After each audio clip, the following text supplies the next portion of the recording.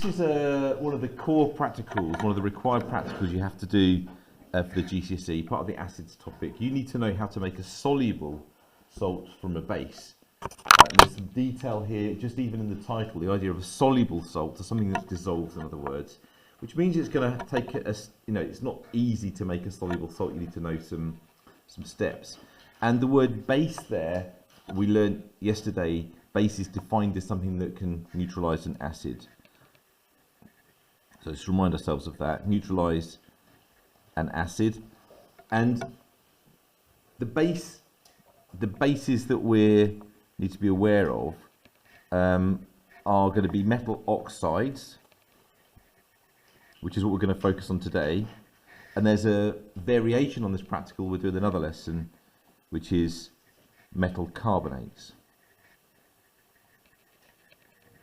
So I'm just going to focus on these things. So these things are capable of neutralizing acids. Notice it's not the metal. We did that in a previous lesson. Metal oxides and metal carbonates can react with acids to neutralize them, making a salt. So we're going to focus on copper oxide, but we could be using here magnesium oxide or calcium oxide or any other metal oxide. Now these are typically, or they are insoluble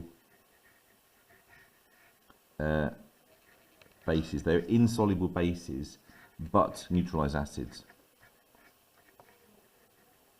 but react with, e.g., it doesn't need to be sulfuric acid. We tend to use in this practical sulfuric acid, right? And we'll spend more time on this theory, but metal oxides, this is key stage 3 stuff, always react with acids or acids to give salt and water. That's just one of the general reactions of neutralization that we've covered or will cover. So we'll also learn that metal carbonates do essentially the same thing but give carbon dioxide as well. All right. So the example we're going to work on today, everything we talk about will apply to every other metal oxide and acid. So the copper oxide is solid, which is why we put and it's insoluble, but we've got to make it clear it's a solid by putting the state symbol there. Sulfuric acid we've learnt and practiced is H2SO4. The salt, of course, therefore must be copper sulfate. And you might remember from key stage 3 that this stuff is a blue solution. I'll just point out here, this is a black powder, so you can distinctly see the differences between them. And it's aqueous here. That aqueous is telling you that it's dissolved in water. When you do a neutralization, as we were talking about, I think yesterday, is that you will get water as a byproduct. So the two H's, the H pluses that are produced or released from the acid, combined with the oxygen from the black powder. If I could just borrow, I'll just use this green pen here, just highlight that. So this H2 and this O combine together to give that water, that neutralization reaction, a bit like we were talking about yesterday. Now, when you're making this, you want to get, the whole purpose of this is you're trying to make this copper sulfate as crystals. So we want to make crystals of this stuff. And they're those nice blue crystals you might remember making in the past. We want to make nice crystals of those. And therefore we've got to get them out of solution. And there's a number of steps to getting this right that will result in us having a solution that we can extract the copper sulfate crystals from. If you see what I mean. Right, so the first detail is we want to make sure we've used up all the acid. Right, so to use up all of the acid, what we do is we use an excess of the base. Now this is detail, so I'm putting it in inverted commas because you're going to be writing this in exams in a year from now. Okay, so excess of the base, excess of the copper oxide, and the purpose of it is to use up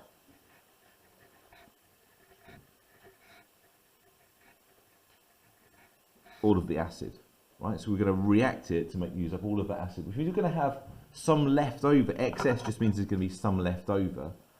We've got to find out when we're talking about the practical, how we remove the excess insoluble copper oxide from the mixture that we've got. The sulfuric acid is limiting, and I'll explain next year a bit more what we mean by limiting. In other words, we're going to use it all up. That's all it means. Okay? And we want to make crystals of this stuff, so when we do the reaction, we'll do the reaction, the sulfuric acid's all used up, a little bit of copper oxide left over, we're going to get rid of that by filtration. And we're left with a blue solution, and we're going to get the crystals out of solution. We're going to grow them from the solution by evaporate some of the water, and then the crystals will grow.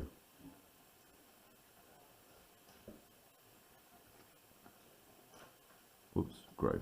All right, so that's the overall process, and we'll just summarize the key practical steps that we'd write perhaps in an exam. If you're asked to write this up in an exam, you'd talk about the kit that you would use to do all of the steps as well, and we're going to skip over that a little bit to get the key points across in terms of note making, but we'll follow that up in future lessons. So I'm not going to write the quantities down, all of that's in your notes. But let's just match it up with this. So add acid to a beaker, and you'd measure it. So using a measuring cylinder and so on. So just going to make a note of that. Measure a certain volume of the acid to a beaker. Heat over a Bunsen. And of course, it'll be sitting to heat. You know how to heat a beaker. You have it on a gauze mat sitting on a tripod. And then once it's hot, you take the Bunsen away. And that's an important safety step. So once it's hot, not quite boiling, if you boil sulfuric acid, it can release a little bit of an unpleasant gas called sulfur dioxide. So we remove the Bunsen. And then slowly add the copper oxide powder. And the way that the book says it is slightly different to the way that I'm going to get you to do it. So I'm going to get you to add half a spatula at a time.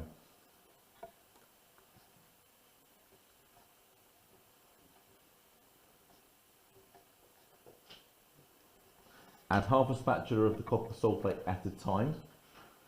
You'll notice very quickly the reaction will turn blue, like really quickly. It will start to go blue, and then it will get gradually stronger and stronger blue colour as the concentration of the copper sulfate increases. Why do you think we heat the Bunsen? Just tell someone next to you. Why do we heat the solution? What's the purpose of that?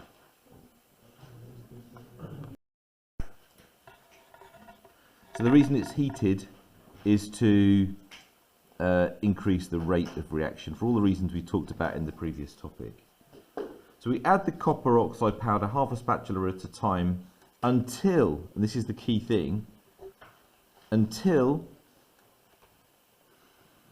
it no longer reacts or dissolves. It's not technically dissolving, but it will appear like it's dissolving. So you add it and it will disappear. Add it, it will disappear. Add it, it will disappear. But eventually it will stop reacting because it's used up all of the acid, so we know it's now in excess. And that will end up in the practical you're going to do at about 5 grams. Okay? So then what you're going to do, and all of this whole time you're stirring, just to help it mix really well. And then we've eventually got hot copper sulfate solution with some copper oxide sitting around at the bottom. I've got a blue pen handy.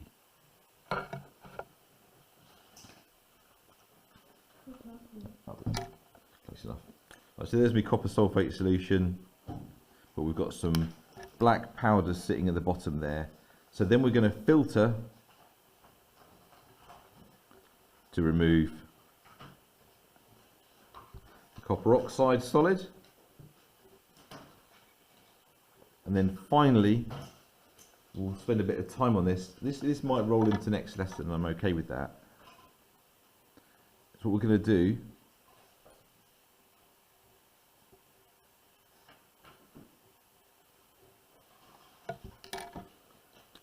after we've filtered it, we're going to heat the solution in an evaporating basin over a hot water bath. What will happen is the water that we're heating with a Bunsen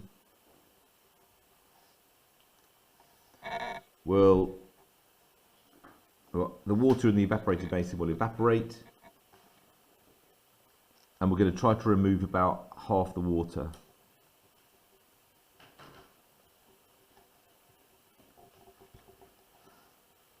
And we'll know that we've removed enough water because what we'll do, we'll just dip a glass rod into the solution and we'll lift it out again, and you'll see crystals growing or immediately forming on that glass rod. We'll know then it's concentrated enough for the crystals to grow. You might also start to see the crystals growing around the outside. All I'll say here is crystals starting to form. You'll start to see them forming, maybe even a little bit on the surface, a little bit like scum on the surface. And that's when you leave it. So you leave to cool, and at this point we'll leave that'll be the end of the lesson probably if we get that far. So we leave to cool, and crystals will grow. I've got you again later this week, and we'll find that crystals have grown nicely, or they'll be sitting on the windowsill like those evaporating basins over there. And we'll find that the crystals are sitting there, possibly with a little bit of solution around them, but we can dry those off, and we'll have nice pure crystals of copper sulfate. Okay, we can just dry them off with a little bit of filter paper or whatever, and job done. All right. So that's the method. That's the procedure. That's what you have to be able to write about in an exam. It's probably the most common required practical set of questions, apart from the rates of reaction stuff. There's required practical 1. All right. Let's do it then.